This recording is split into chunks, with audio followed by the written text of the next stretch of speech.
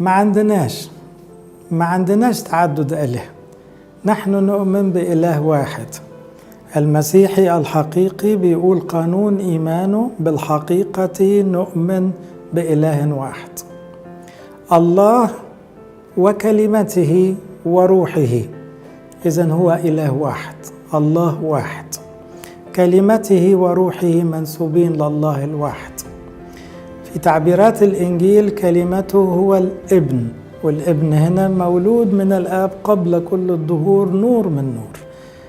هنا مش ولادة بشرية جسدية، دي حاجة سرية تخص الله، كخروج النور من الشمس. يبقى الله وكلمته وروحه، ده إلهنا الواحد. لما نرشم الصليب نقول باسم الآب اللي منه الابن والروح القدس إله واحد آمين. ما عندناش عقيدة إن اللاهوت يموت، حاشا. الألوهة الطبيعة الإلهية غير قابلة للموت، الله حي إلى الأبد. لكن المسيح كإله متجسد أخذ طبيعة بشرية قابلة للموت. أنا بموت وأنت بتموت، يبقى كل إنسان قابل للموت. فالمسيح كونه إله حقيقي لا يموت، أخذ طبيعة بشرية وبقى له إنسانية خاصة به، وضعها للموت، قدمها ذبيحة عن العالم كله، واسترد الحياة مرة أخرى بالقيامة عشان يعطينا قيامة الأموات ويدينا حياة أبدية لكل من يؤمن به. إذن اللاهوت لا يموت.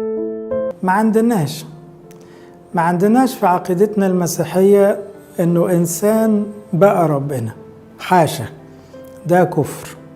إنما عندنا كلمة الله تجسد وتأنس وصار إنسانا وظل كلمة الله.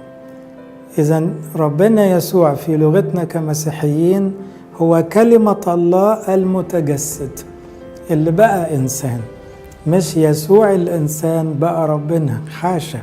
إنما كلمة الله أخذ بشريتنا، بقى واحد مننا عشان نشوفه ونعرفه، وعشان يتمم فداء البشرية وخلاص كل البشر. يبقى ربنا اللي بيحبنا أرسل كلمته إلينا متجسدا، ربنا يسوع المسيح.